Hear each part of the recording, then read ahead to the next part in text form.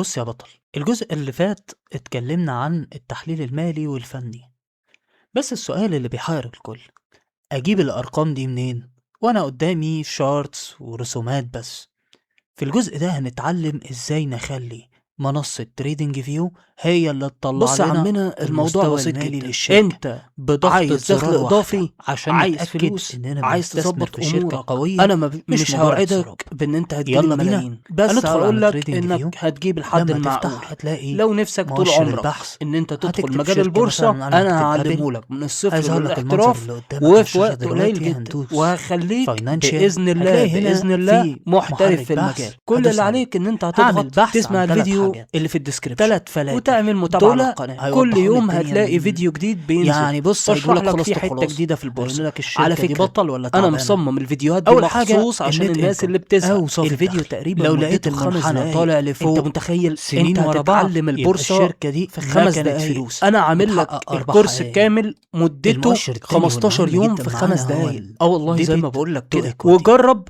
ويا الديون عمي بالنسبة انا عندي للملكية، استعداد ان انت تعرض الشركة الكورس بتاعي على معاها اي قد حد. ايه لو قال لك الكورس تغطي ضعيف قول ديونها. الراجل ده ما بيفهمش. زي ما انتوا وعلى شايفين فكرة والله المؤشر ده الكورس مهم ده جدا. لو ليه انت بقى؟ هتروح ان انت سنة تسمعه في مكان او 2025 هتاخده في مكان، كان المؤشر والله بيقول هتدفع ان فيه الشركة مبالغ كبيرة. انا بقدمه لك 1.5 ببلاش، او وصدقني هي فرصة 1.58. وفرصة كبيرة. يعني وعامة الشركة انت حر، معاها انا من بقدم ده ديونها زكاة مرة للعلم. ونص. ولو حابب الافضل انك ان احنا نقول تساعدني فوق يا ريت الاتنين. تنشر الفيديوهات لو بتاعتي المؤشر على ده فوق اصحابك الاتنين انت المهتمين مرتاح. بالمجال ده، او زي في جروبات ما هتشوف الفيسبوك عندنا المهتمة سنة بالبورصة 2024 والمضاربة. وشكرا كانت ليك. ما القوة تنساش المفرطة هتلاقي بالنسبة الرابط بتاع للشركة. الفيديو في الكومنتات. الشركة كان معاها سيولة تعادل 2.9 تسدد بيهم الديون اللي عليها، وده بيدي أمان أكبر إنه الوضع المالي للشركة مستقر، هتقدر تتعامل مع الأزمات، السهم مش هيهبط فجأة.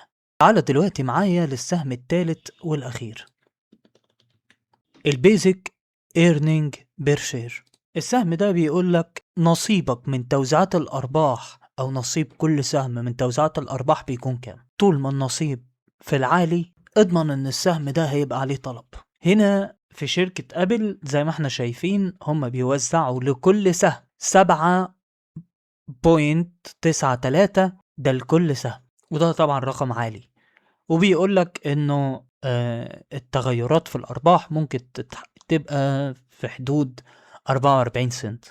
ده بيدينا مؤشر انه اولا الربحية كويسة، الشركة شغالة كويس، الشركة ناجحة، وده هيخلي عليها طلب. فاحنا من الموقف المالي او التحليل المالي للشركة اطمنا ان احنا فلوسنا مش هتروح في الارض. مبدئيا كده الوضع المالي للشركة تمام، وده يطمني ان انا احط فلوسي فيه. وتعالى نقولهم كده في الملخص وفي السريع. طول ما النت انكم او الربح الصافي بتاع الشركة في السنين الاخيرة زيادة وطالع، الناس هتبقى عايزة تستثمر فيها، فبالتالي هيبقى فيه زيادة في الطلب على الأسهم. طول ما الشركة معاها اللي يغطي الديون اللي عليها، يبقى من الصعب ان يحصل حاجة تخلي الشركة تقع او تنهار او لا قدر الله يتحجز عليها او ايا كان المشاكل اللي ممكن تواجهها. فمهم جدا اعرف الايكويتي مقابل اللايبيليتي، وده بيدي امان للمستثمر على فكرة انه يحط فلوسه في الشركة، لانه حاطط في دماغه ان الشركة مش هتواجه ازمات قريب. والمستثمرين في الاغلب بيدوروا على الشركات اللي الوضع المالي بتاعهم مستقر. اما الشركات اللي عندهم مشاكل وعندهم ديون وعندهم عدم استقرار في الوضع المالي، المستثمر بيهرب منها وبيقولك لا، ما انا دور على شركة تكون الدنيا مستقرة فيها اكتر. وخد بالك المستثمر دايما بيبقى قلوق على فلوسه، قليل قوي المستثمر اللي بيجازف. وبالنسبة بقى لتوزيعات الارباح او المؤشر الثالث، الايرنينج او البيزك ايرنينج بير شير، اللي بيترمز له في الغالب ب EPS. المؤشر ده من المؤشرات المهمة جدا، لأنه في ناس بالنسبة للمستثمرين غير المضاربين، عقلية المستثمر بتدور على أنا هحط في الشركة كام وهاخد توزيع أرباح كام والسهم بتاعي هيطلع بنسبة كام. فلو كان توزيع الأرباح عالي، بالتالي المستثمر هيبقى متشجع إنه يدخل، وده طبعا هيخلي في طلب زيادة على السهم، وده هيخلي السهم في الطالع. فالمؤشرات المالية مهمة جدا جدا جدا ليك كمضارب يومي أو مضارب في المدى القصير والمتوسط.